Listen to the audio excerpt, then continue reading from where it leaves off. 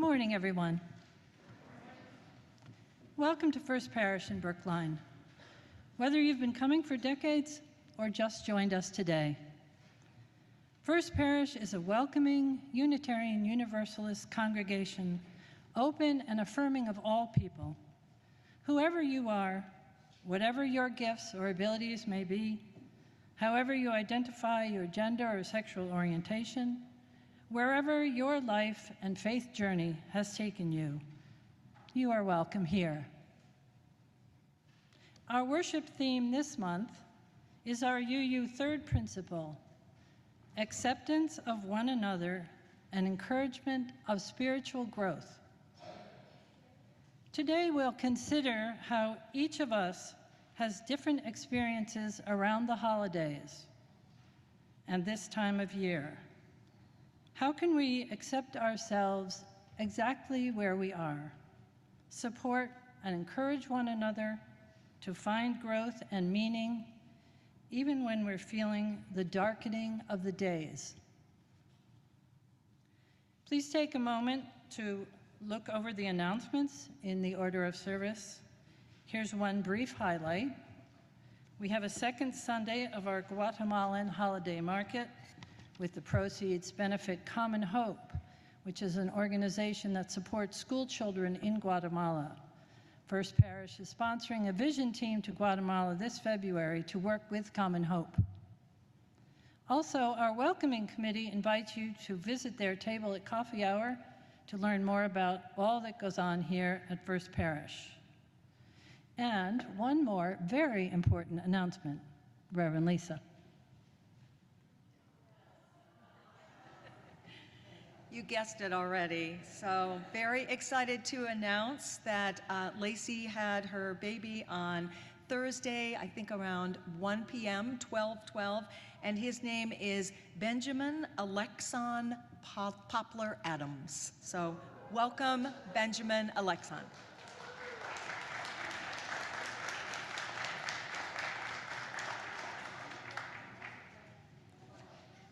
And after the service, everyone is warmly invited to join us for conversation and refreshments through this door to Lion Chapel.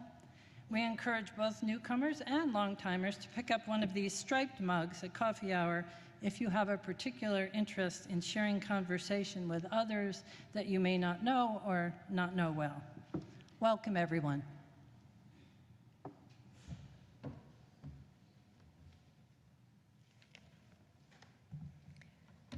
Good morning. Welcome to this time together. Welcome in out of the cold. Welcome in off of the busy streets and away from the noisy good cheer of the public square. Welcome into a place of sanctuary from a season that can overwhelm us with its expectations. Today, we have chosen to be present here, where tender feelings, weary spirits, and wounded hearts can find respite. If you have come because you are grieving the loss of a loved one, we welcome you. If the pain of illness is with you, we welcome you. If unemployment or financial strain has brought you here, we welcome you. If you are nursing a broken heart or struggling with addiction or are weary with no place to rest your head, we welcome you. If you simply need a quiet place in which to breathe, to reflect, and to reconnect, we bid you welcome. You are not alone. Come, my friends, into this beloved and sacred space, and let us worship together. And now, please rise as you are willing and able, and join in singing our opening hymn, As Fertile Darkness. Good morning, First Parish. There were some good mornings over here. We're going to sing a song that is probably new to most of us this morning, and I'm going to introduce and teach each verse as a call and response. So I will sing a line. I'm going to encourage you to sing it after me, and after we sing the first verse that way, we'll go back and sing the entire verse from the beginning all together, and then we'll go through the second verse in the same way. It's a very catchy song. You'll catch on pretty quick, I think.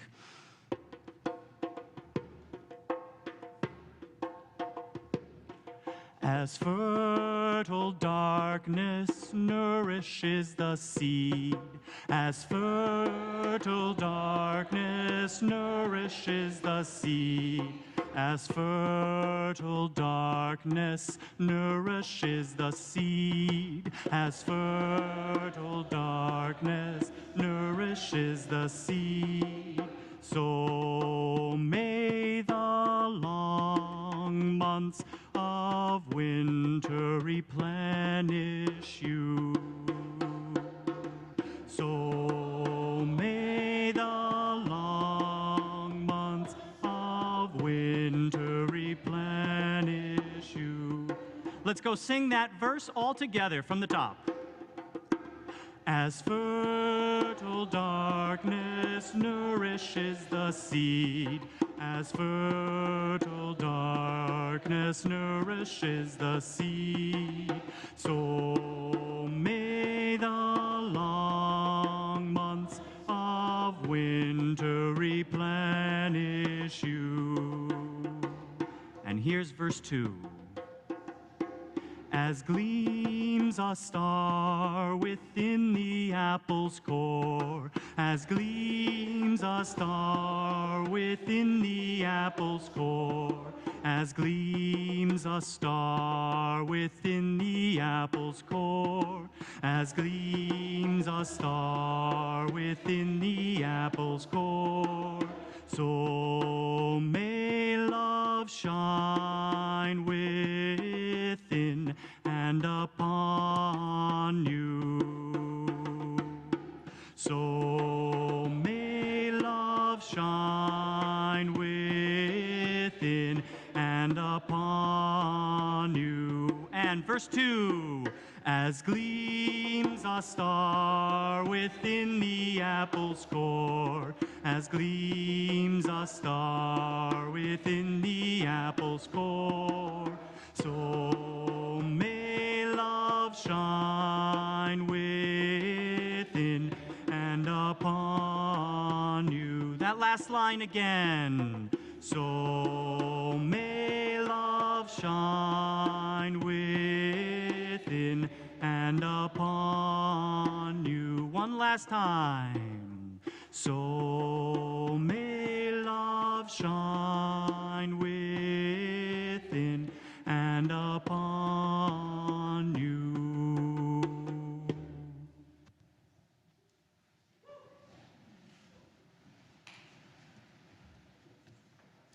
I'd like to invite Rich, Lori, and Olivia Day, and a friend, Chloe McNeil, to come forward to light the chalice, symbol of our Unitarian Universalist faith the world over.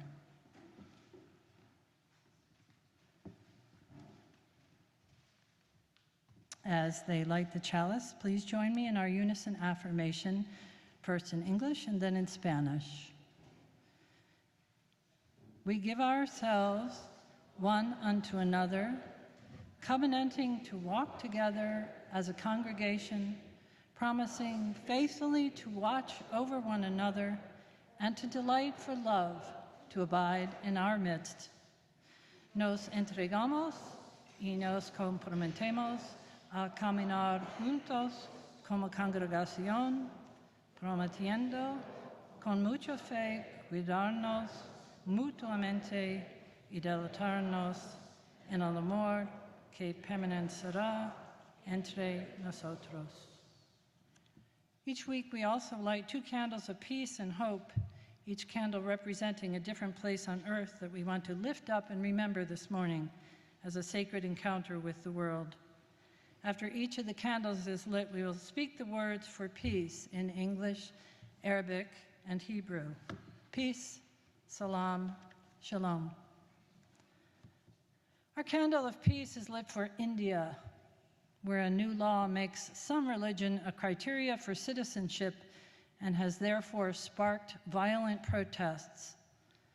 May this law be struck down as unconstitutional through the Indian court system, and members of any religious groups be eligible for citizenship once again.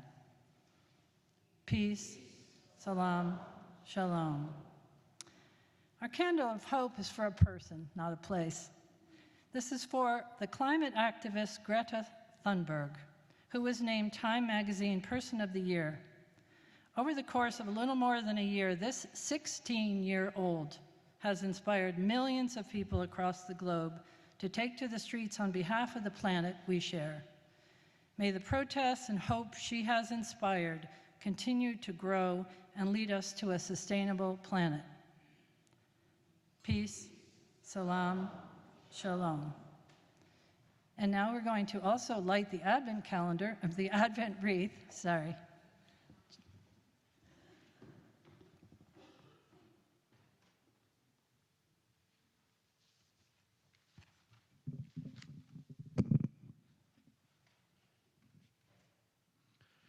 In the winter holiday season, we engage with, kind of reinterpret traditions, the traditions of our ancestors. For instance, Hanukkah, Kwanzaa, or winter solstice.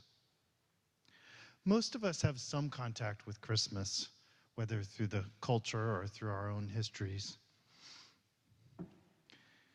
Most of us know the season, and we're lighting an Advent wreath on each of the 4 Sundays leading up to Christmas. In previous weeks, we lit candles for hope and peace, and today we light a candle for joy. Please respond with the words in your order of service. Even in difficult moments, there are reasons for gratitude.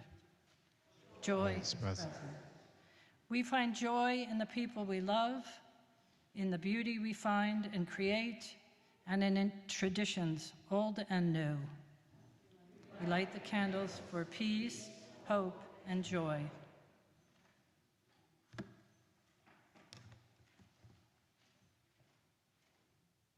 And now let us sing the children out to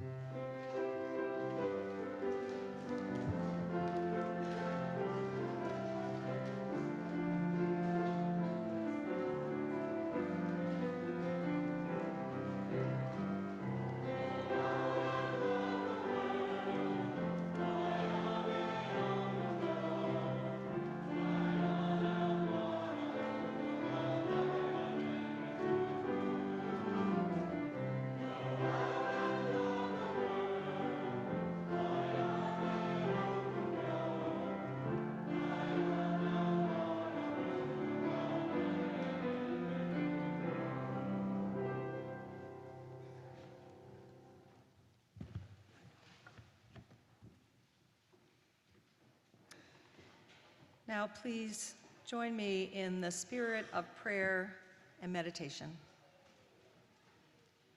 This is Psalm for the Wintered Soul by Cynthia Fredo.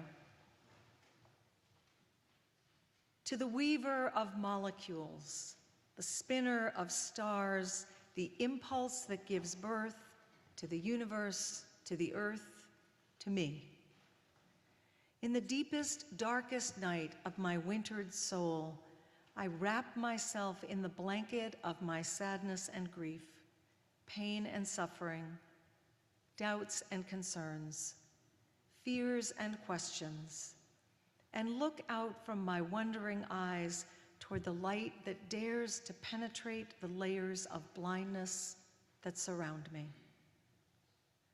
So obscured is my vision by the trials and tribulations of this life, that it is your fractal rays of possibility and hope that I seek to inspire me to emerge from this cocoon that holds me. Each luminescent ray of love and possibility and hope is the catalyst I need to transform my thoughts and emotions into fuel for that inner fire, to dispel the darkness of my night, to help me see more clearly the embers of love and hope and possibility that dwell within me. I long to be filled with renewed energy and strength to thrust new life into these wings of my rebirth, the fragile fragments of my life, creating a new energetic substance to course through my veins. To the weaver of molecules, the the spinner of stars, the impulse that gives birth to the universe, to the earth, to me, in the deepest, darkest night of my wintered soul, I shall look through the window of my expectant eyes toward the source of my being, waiting as I do for your alchemist's hand to create within me the change that is necessary for the season of my rebirth. I was never meant to remain in this confinement of darkness. I was created to dwell in the infinite light, reawakened, renewed, reborn. Amen, and blessed be. And now please join me in a moment of silence.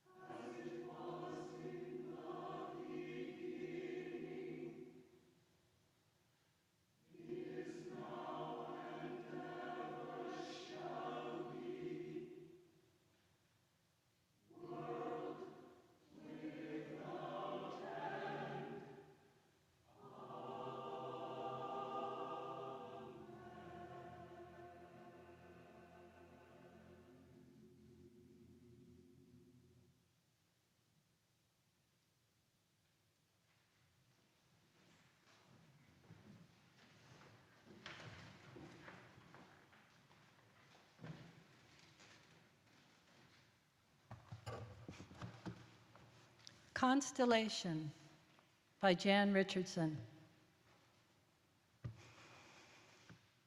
Consider that the heart holds its own constellation. Consider that it has a secret chamber radiant with unspent light. Consider this when you cannot find that one star, that dream that compels you to the road. When every last thing seems to have disappeared into dark, consider that you cannot always know how you bear this brightness, but that it holds you and is not wasted or lost. See how we share this sky, how it stretches above us beyond every border, how every day turns each of us in steady revolution through morning, night, morning again. Or think of it like this, that every heart is its own voyage, sending its vessels out, drawing them back again, never by the same way they went, but still somehow making for home, that place that shimmers now in welcome with all the gathered light you had thought you could not see.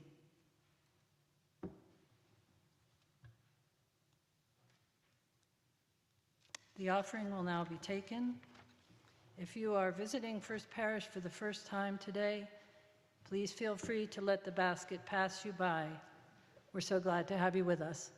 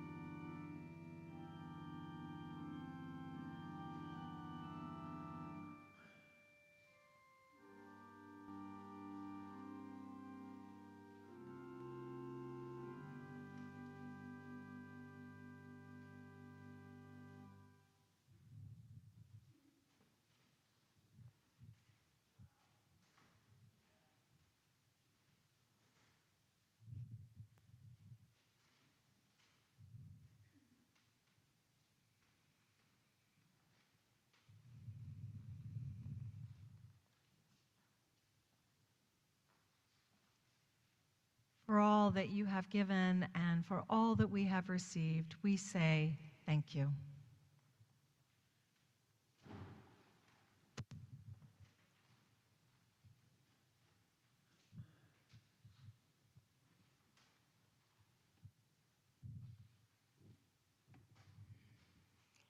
This is a reading from A Spot of Grace by Donna Markova. A Spot of Grace, remarkable stories of how you do make a difference. You survived as a child because others helped you to maintain your life. It continues to be true today, even when you think you are abandoned, rejected, neglected, and unloved. The tomatoes you eat sustain you. The crossing guard stops the traffic so you can get to the other side. The dinner offered to you on clean white plates nourishes you. The paper on which these words are printed informs you. Noticed or ignored, this web of others protects and holds you and makes it possible for you to make a difference, to take what came to you as seed and pass it on as blossom, and what came as blossom, ripen it to fruit. And now please rise as you are willing or able, and let us join our voices in our hymn of preparation, number 1002, Comfort Me.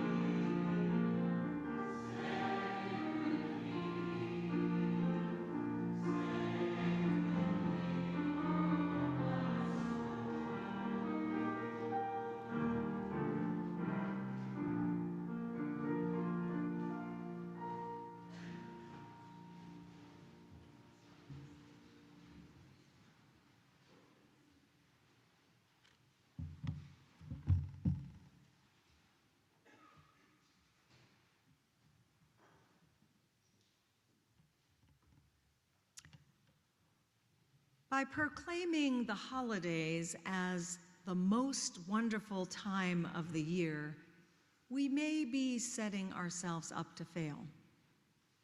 How could the messiness of reality ever live up to the hype of all those perfectly choreographed holiday specials? The truth is, we inevitably bring our full selves with us into each new holiday season. And the expression of our full selves includes all the messiness of our past and present, all the joy and hope and peace, but also all the pain and sorrow and tragedy. It has been a tough week, beloveds. A tough few weeks, a tough month, year, even several years for many of us. Some of us feel like we are never going to get over so many deaths, so many losses, too much frightening illness, relationships ending too soon, jobs and opportunities lost, just way too much. And so here we are. Here we are together in this space, just clinging to any kind of fragile hope that things might get better. Because they have to, don't they? Or at least can we be together, find some comfort in each other, in our shared brokenness, so that we can start to find a little healing? For some of us, the holiday season now and in years to come will almost inevitably be a reminder of ongoing grief and loss. Everything seems more poignant right now. There are empty places that will never be healed. Some of you have heard me say that my beloved friend Tim died 2 weeks ago. I am godmother to his daughter Susanna, and his wife, my dear friend Susie, is godmother to my daughter. It's a huge loss for our family, for his family. There's a hole that will never be filled. Over the past couple of weeks, I sat with Tim's family at different times because I am their minister, the one that they know, the one that they turn to. One morning when I was there, Susanna told us 2 stories. The first was of a pheasant that suddenly appeared on their doorstep in Medfield, just sitting there, looking in through the glass door for a long time. Her youngest son came running to bring her to show her. When do we ever see pheasants around here anymore? And certainly, when do they appear at a door to little boys? And then she told us about her son Emmett, who's 7, who overheard her on the phone with her mother talking about Tim's ashes. Why are there ashes? He asked her. Why indeed? She asked me, what do I tell him? And you know, there are just no easy answers for these questions. The answers that we have are not always comforting, and we need comfort. What we have at the end of the day is each other. That's it.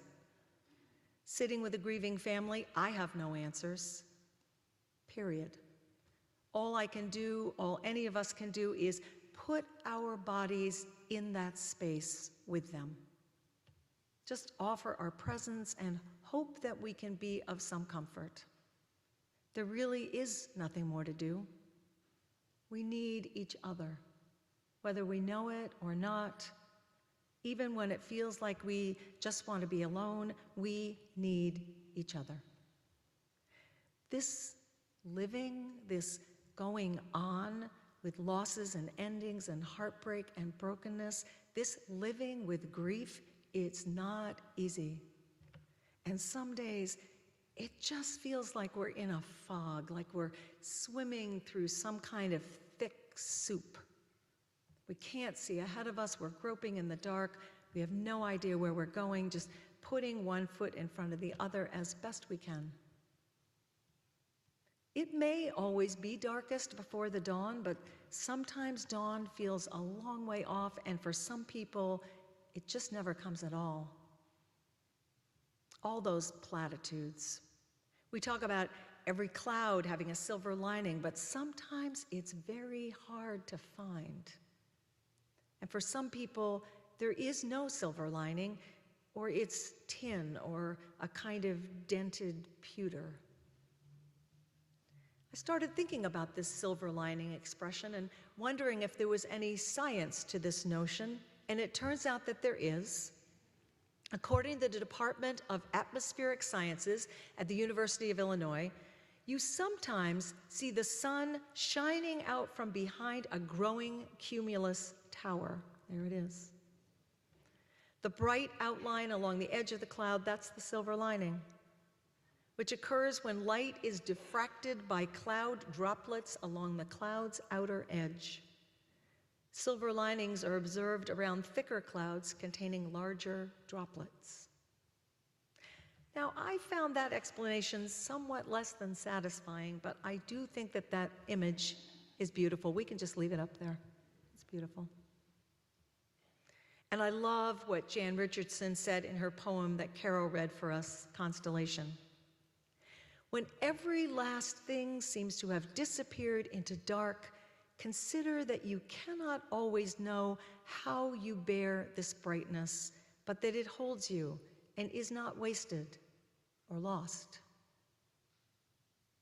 You cannot always know how you bear this brightness, but that it holds you and is not wasted or lost. The brightness of this season may be too much for some of us to take. It might bring up too much disappointment, too many painful memories related to this time of year, but perhaps we can let the brightness hold us. Donna Markova, whose reading from A Spot of Grace I read earlier, was one of the creators of the Random Acts of Kindness series in the 1990s. Made me smile to think about how that sparked a movement that was so very hopeful and positive. I thought of it the other day when I learned that the space between cars that drivers offer to each other to move into a lane or make a turn, that's called the courtesy gap. Courtesy gap. I love that. We could use more of that in our lives, especially in this season, I think. More spaces to pause and be a little generous with each other. More courtesy gaps. More random acts of kindness. As Donna Markova says, even when you think you are abandoned, rejected, neglected, and unloved, the tomatoes you eat sustain you. The crossing guard stops the traffic so you can get to the other side. The dinner offered to you on clean white plates nourishes you. And without a doubt, we need each other right now. We need to stay close, to reach out, to notice the love and connection there is right here. You are not alone, no matter how it feels. You are not alone.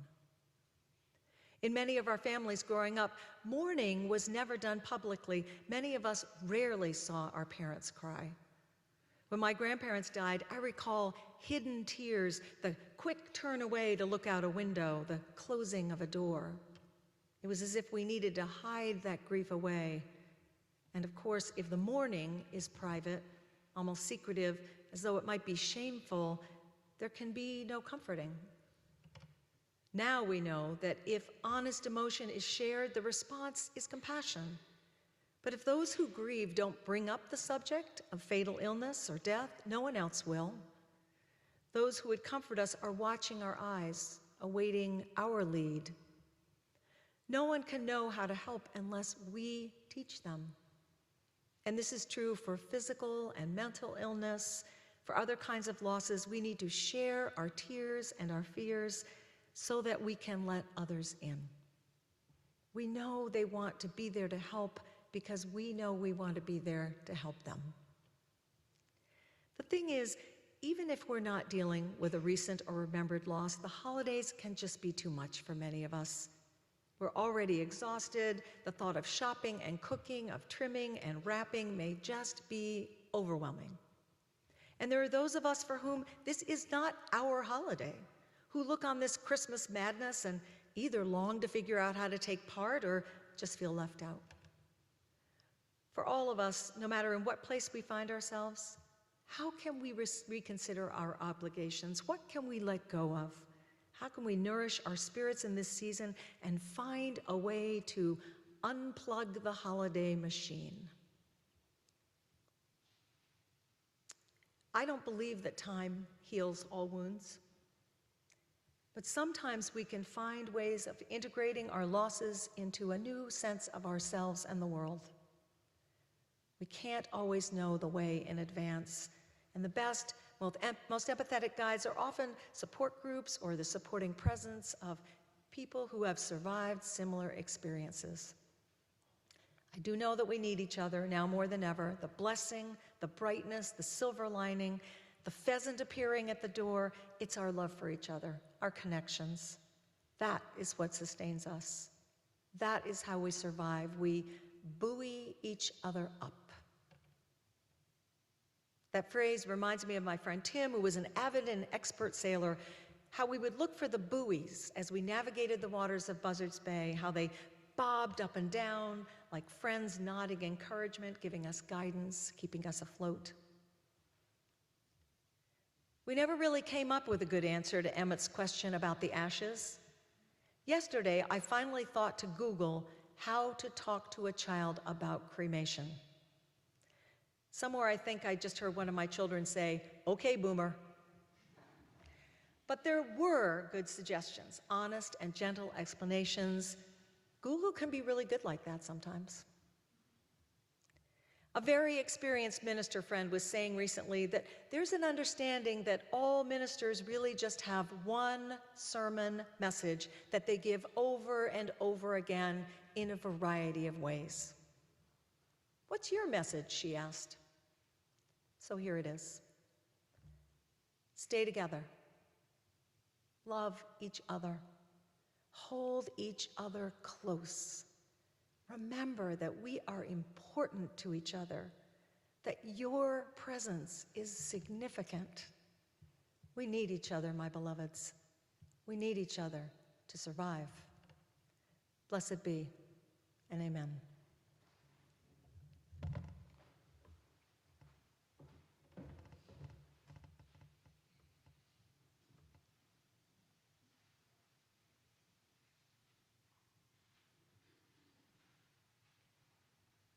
I learned this song that we're about to teach you a month or so ago from a wonderful African-American faith leader by the name of Mariama White Hammond.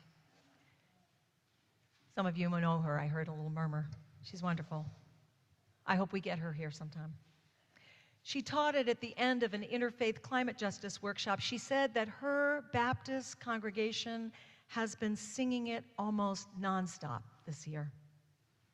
The song stayed with me. Its words have sustained me, and I want to introduce it to you now. I'll start, and Keith will join me, and then we'll all sing it together. And then we're going to pause to participate in a ritual. We're going to be dropping glass stones into this jar. They'll float gently down, symbolically letting go as best we can of the hurts, of the heaviness, the losses, the heartbreaks that we're holding. You can drop more than one stone. We all have many hurts we are holding. I will also be standing here with a little bowl of healing oil to anoint your forehead, your head, your hands, if you so choose to receive that blessing. After you have come up front to participate in the ritual, if you choose to do that, then please move to circle the sanctuary. We'll do a short circle halfway back so that we end up in one big circle at the end and we can sing this song to each other one more time.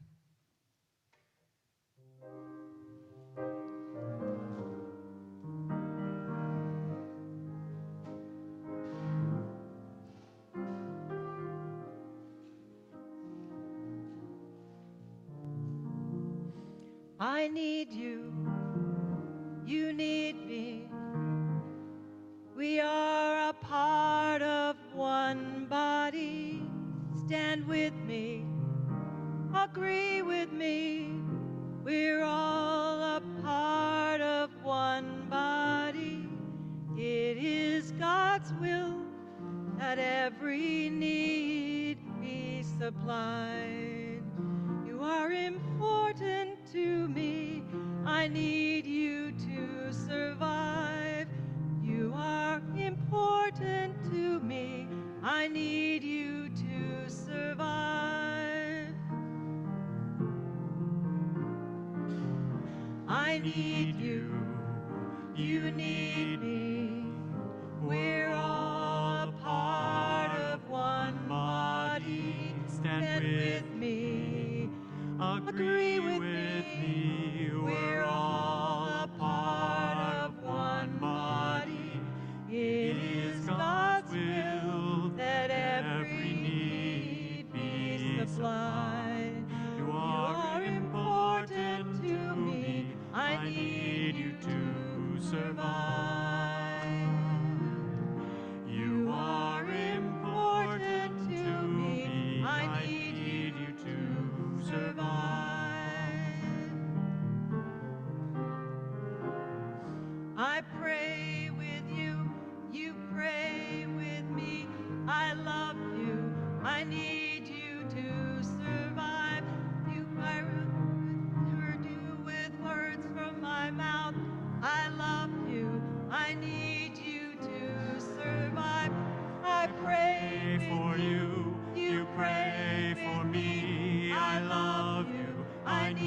you to survive. I won't harm you with words from my mouth.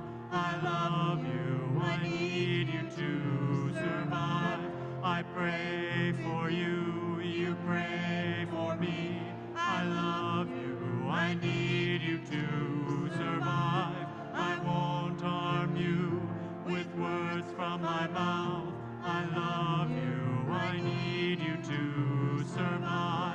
I pray for you, you pray for me. I love you, I need you to survive. I won't harm you with words from my mouth. I love you, I need you to survive.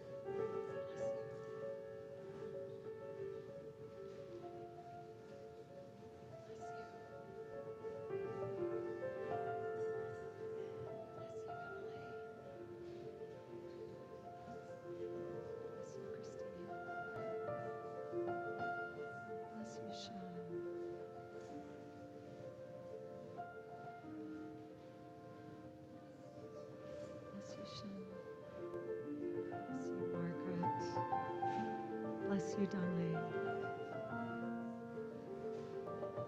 Bless you, Lisa. Bless you anyway. I said, bless you.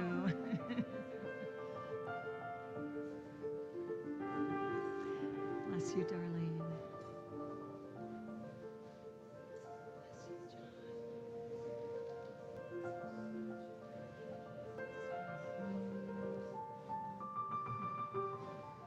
Bless you, Dean.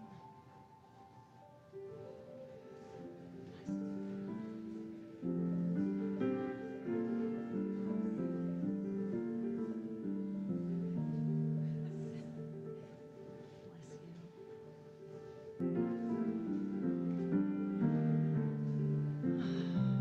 Bless you, Lee.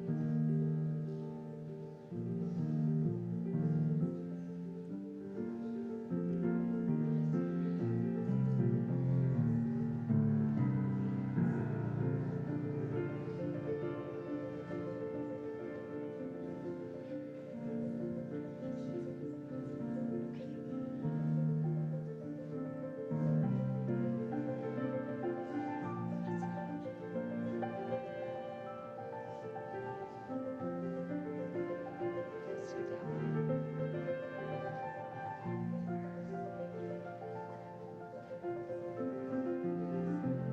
Wow. Bless you, Virga. Bless you, Tim. Bless you, Danny.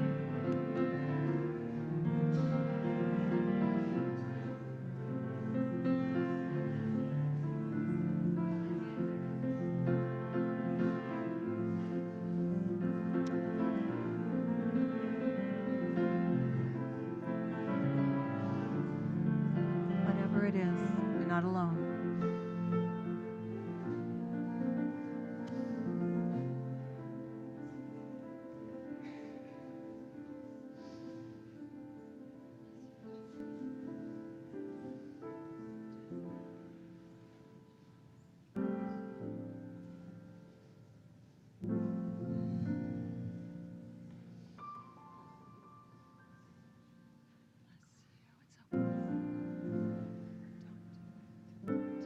Stay with us.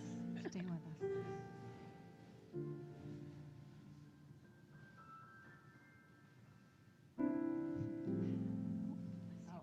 That's okay. Sorry. No, no, don't be. Don't be. It's all good.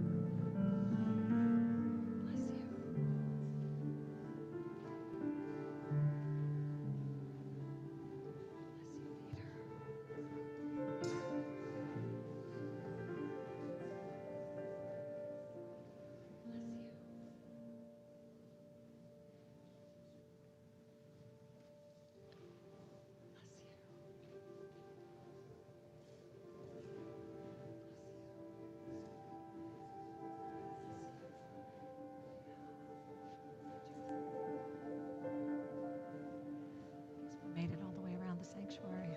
Bless you.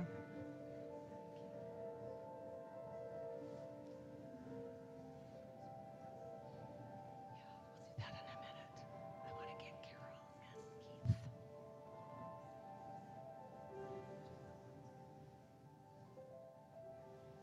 Bless you, Kira.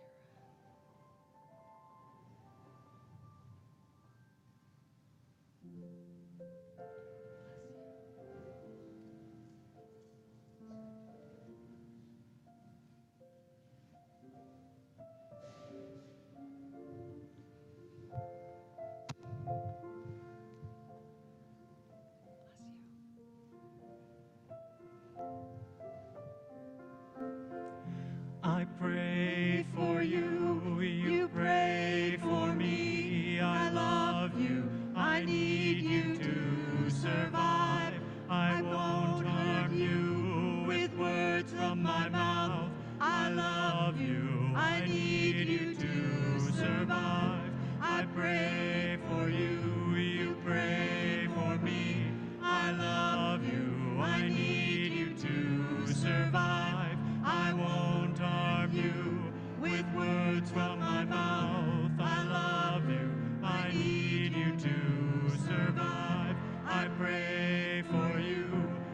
pray for me. I love you, I need you to survive.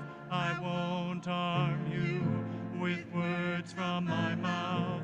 I love you, I need you to survive.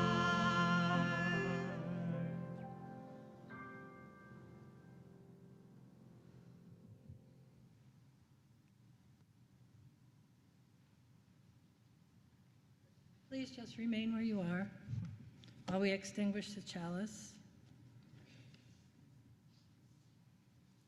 We extinguish the flame, and not the light of truth, the warmth of community, or the fire of commitment. These we carry with us and offer as... Okay.